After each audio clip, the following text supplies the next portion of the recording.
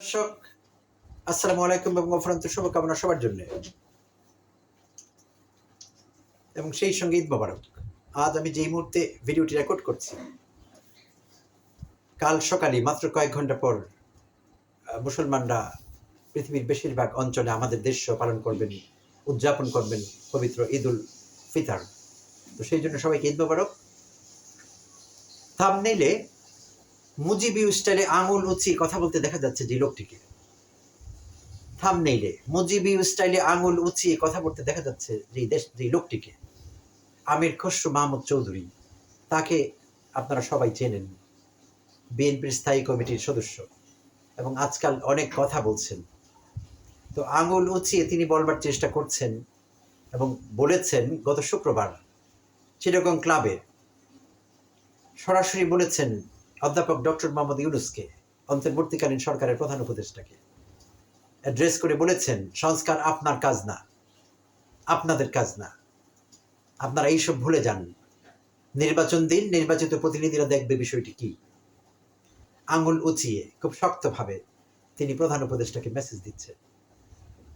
যদিও এই আঙুল গত 16 বছর হাসিনার আমলে তারা উঁচু করতে পারেননি। কেউ চেষ্টা করলে হাসিনা সে আঙুল ঘুরিয়ে দিয়েছেন। আমির খসরু মাহমুদ চৌধুরীরও জানা আছে এবং চৌধুরীর থ্যাঙ্কফুল হওয়া দরকার অন্তর্বর্তীকালীন সরকারের প্রতি, প্রধান উপদেষ্টার প্রতি, বৈষম্য বিরোধী ছাত্র আন্দোলনের সদস্যদের প্রতি থ্যাঙ্কফুল হওয়া দরকার। কারণ তাকে আঙুল উঁচিয়ে কথা বলবার, যা ইচ্ছে তাই বলবার সুযোগ করে দিয়েছেন ছাত্ররা বিশেষভাবে। তো সেটি ভুলে গিয়েছেন তিনি এবং তার দলের অন্য সবাই। আর মির্জা ফখরুল রিসেন্টলি প্রধান উপদেষ্টা স্বাধীনতা দিবস উপলক্ষে যে বক্তব্য রেখেছেন, তার ভাষণ, সেই ভাষণে কেন জিয়াউর রহমানের, মরহুম রাষ্ট্রপতি জিয়াউর রহমানের নাম কেন তিনি নেননি, সেই জন্য একচোট নিয়েছেন প্রধান উপদেষ্টা অধ্যাপক ডক্টর মোহাম্মদ ইউনূসকে। তিনি বলেছেন জিয়াউর রহমানের নাম নেওয়া হলো না, স্বাধীনতার ঘোষক জিয়াউর রহমানের। এইটি ইতিহাস বিকৃতি। হাসিনা যেভাবে ইতিহাস বিকৃত করতেন, ডক্টর মোহাম্মদ ইউনূসও একইভাবে ইতিহাস বিকৃত করলেন, এই অভিযোগ এনেছেন মির্জা ফখরুল।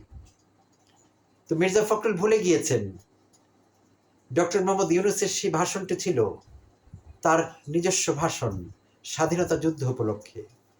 কোনো বিশেষ নেতা বা কারোর জন্য স্তুতি বাক্য বলবার কোনো ভাষণ ছিল না, কোনো বক্তব্য ছিল না। সেটি রাজনৈতিক নেতাকর্মীর সামনে তিনি ভাষণ দিচ্ছিলেন না। আর তিনি সেইভাবে কাউকেই হাইলাইট করেননি, করার দরকার হয়নি। অপ্রাসঙ্গিকভাবে তিনি জিয়াউর রহমানকে কেন টেনে আনবেন? তিনি তার মতো করে ভাষণ দিয়েছেন এবং সেখানে কোথায় অপ্রাসঙ্গিকভাবে জিয়াউর রহমানকে বর্জন করা হয়েছিল সেই কথা কিন্তু মির্জা ফখরুল বলেননি। শুধু এইটুকুই বলেছেন, কেন জিয়াউর রহমানের নাম নেওয়া হলো না, কেন নিতে হবে? আমাদের প্রশ্ন, কেন নিতে হবে? তিনি কি প্রধান উপদেষ্টাকে কথা শিখিয়ে দেবেন, শব্দ চয়ন, বাক্য গঠন শিখিয়ে দেবেন, কি কি ভাষায় তিনি কথা বলবেন, কার কার নাম নেবেন, কার কার নাম নেবেন না? এগুলো কি মির্জা ফখরুলের শিখিয়ে দেবার মতো কথা? বাট তিনি তাই বলেছেন। মির্জা ফখরুল ভুলে গিয়েছেন ডক্টর ইউনূস একজন স্বতন্ত্র ব্যক্তি, একজন ইন্ডিপেন্ডেন্ট এন্টিটি। তিনি নিজের মতো করে কথা বলবেন, এটি স্বাভাবিক। তিনি ব্যক্তিত্ব সম্পন্ন একজন মানুষ, তার বিবেক কারো কাছে বন্ধক দেয়া নেই। কোনো দলের তিনি লেজুর বৃত্তি করতে পারেন না। কোনো দলের প্রতি, কোনো নেতার প্রতি তার ব্লাইন্ড সাপোর্ট কিংবা লয়ালটি থাকতে পারে না এবং তিনি সেটি বজায় রেখেছেন চমৎকারভাবে। তার মতো করে তিনি বক্তৃতা দিয়েছেন। তো মির্জা ফখরুলরা সারা জীবন যা করেছেন সে হলো তাদের দলের এবং তাদের নেতার বন্দনা। আওয়ামী লীগও একই কাজ করেছে, বিএনপিও একই কাজ করেছে। বিভিন্ন উপলক্ষে, প্রয়োজনে অপ্রয়োজনে, প্রাসঙ্গিকভাবে কিংবা অপ্রাসঙ্গিকভাবে মাজার জিয়ারত করা, নেতার মাজার জিয়ারত করা, দরকার হোক বা না হোক তারা করেছেন।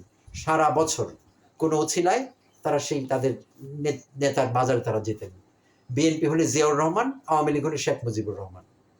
মাজার জিয়ারত করাই ছিল নেতাদের কাজ এবং স্তুতি বাক্য ব্যবহার করা, বন্দনা করা। তো ডক্টর ইউনূস সেটি শেখেননি। মির্জা আব্বাস চাইলেও সেটি হবে না, তার থেকে সেটি হবে না। এবং মির্জা আব্বাস জিয়াউর রহমানকে ছোট করেছেন এইভাবে কোট করে কথা বলে, কোনো প্রয়োজন ছিল না।